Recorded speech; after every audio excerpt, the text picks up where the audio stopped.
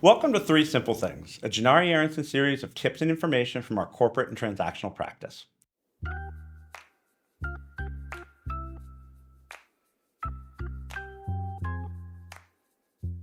Entrepreneurs looking to sell their company in an M&A transaction, M&A being a general catch-all term for change of control sale transactions, will typically focus on two key questions. What am I getting paid, and under what circumstances might I have to give that payment back? Today, we're focusing on the latter.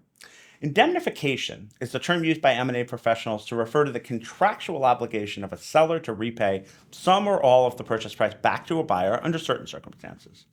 Acquisition agreements will almost always provide for indemnification in connection with breaches of reps and warranties, factual statements about the company and the seller that the buyer is relying on in determining to complete the transaction. For example, if a seller makes the representation that the company has not been sued by a customer, and it turns out that they have, and the buyer suffers monetary losses as a result, then the breach can be the basis for an indemnification claim by the buyer.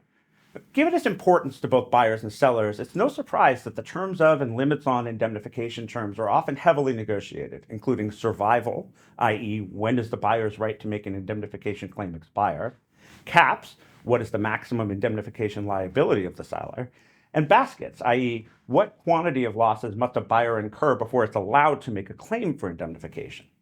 These limits can also vary depending on the subject matter in question. For example, in a given transaction, claims relating to tax representations might survive for 6 years and be capped at the full purchase price, whereas claims related to the accuracy of financial statements might survive for only 1 year and be capped at 10% of the purchase price.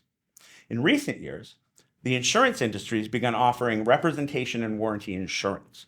An RWI policy is issued by an insurance company to a buyer, or in rare cases to a seller, and allows the buyer to seek indemnity payments from the insurer under the policy rather than directly from the seller. While not every transaction is a good fit for an RWI policy, in the right circumstances, an RWI policy can help bridge the gap between the parties' interests, reducing the need to heavily negotiate the indemnification terms and allowing the seller to keep more of the purchase price while giving the buyer an alternative source of funds to offset indemnifiable losses. As always, this is just a brief overview of the concept of indemnification, and we strongly recommend that you consult with your legal and accounting advisors in connection with evaluating and negotiating any M&A transaction.